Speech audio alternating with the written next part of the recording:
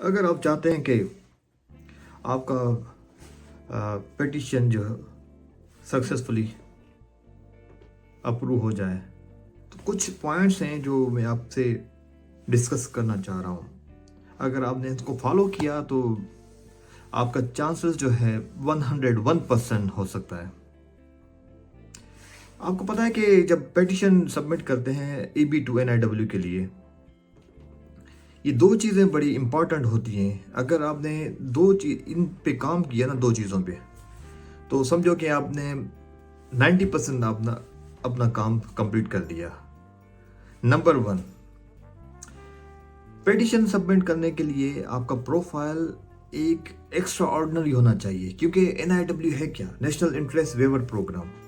अगर आप उनकी इंटरेस्ट में नहीं आते, अगर आप उनकी वेवर प्रोग्राम में आने के लिए आपको क्या करना है, आपको एक्स्ट्रा ऑर्डिनरी बताना पड़ेगा, क्योंकि आप तो वहाँ होते नहीं हैं। आपको लिखना पड़ेगा, ऐसा प्रोफाइल आपको ड्राफ्ट करना पड़ेगा जिसमें जो ऑफिसर हो उनको रिव्यू करे, तो उनको पता चले कि इसमें तो क्वालिटी है, ये तो एक्स्ट्रा ऑर्डिनरी, ये एक्सेप्शनल एबिलिटीज़ हैं, तो आपका प्रोफाइल जल्दी आगे मूव होगा।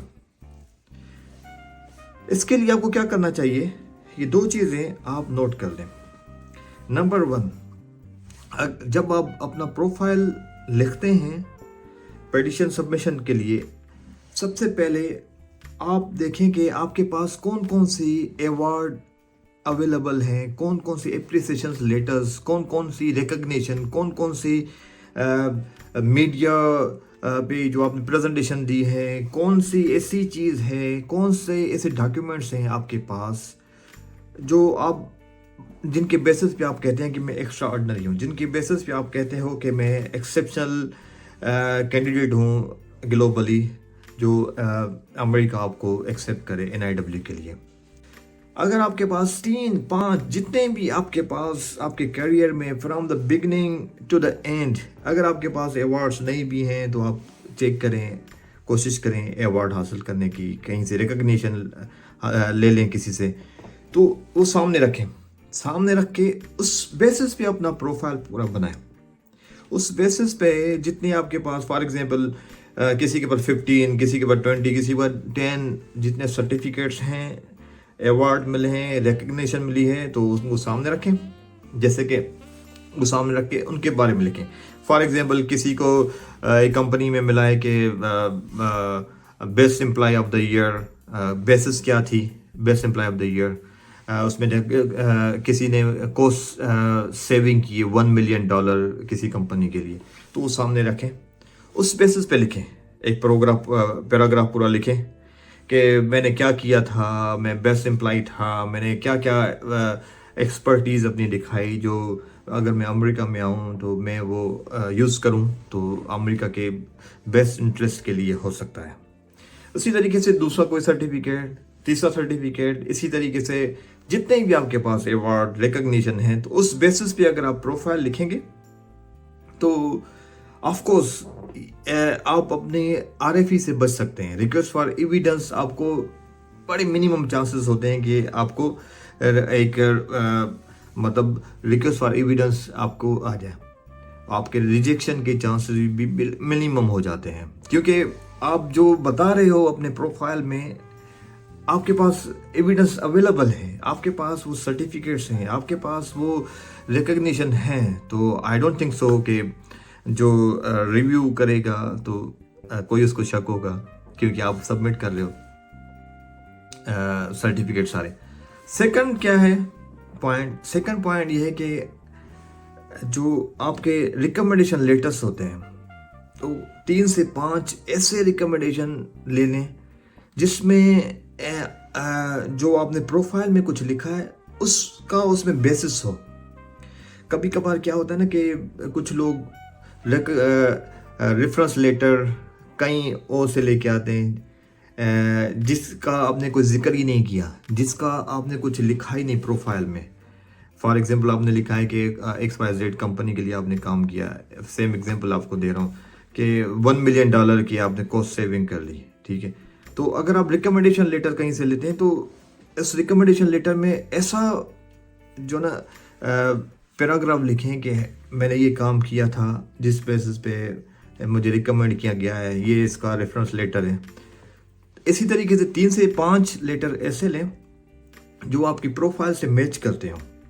जब आपका पेटिशन रिव्यू हो तो कोई उसमें उनको शक ना हो कि आपने कोई चैट जीपीटी यूज़ किए, आपने कोई एआई टूल यूज़ किया है, या आपने ऐसे ही कोई स्टोरी लिखी है जिसका कोई एविडेंस ना हो। क्योंकि अगर आप कोई प्रोफाइल लिखते हैं तो आपके पास 2 एविडेंस होंगे। एक तो आपके पास सर्टिफिकेट होंगे जिस बेसिस पे आपने अपना प्रोफाइल लिखा है। सेकंड, आपके रिकमेंडेशन लेटर्स या रेफरेंस लेटर्स भी उस बेसिस पे होंगे। आई होप के ये अगर आप 2 पॉइंट्स रखें अपने माइंड पे, उसके बाद आप लिखना स्टार्ट करें। आप खुद ही पढ़ेंगे ना उसके बाद, तो आपको बड़ा कॉन्फिडेंट होगा कि यार ये तो मतलब अप्रूव हो सकता है, चांसेस हैं अप्रूवल के।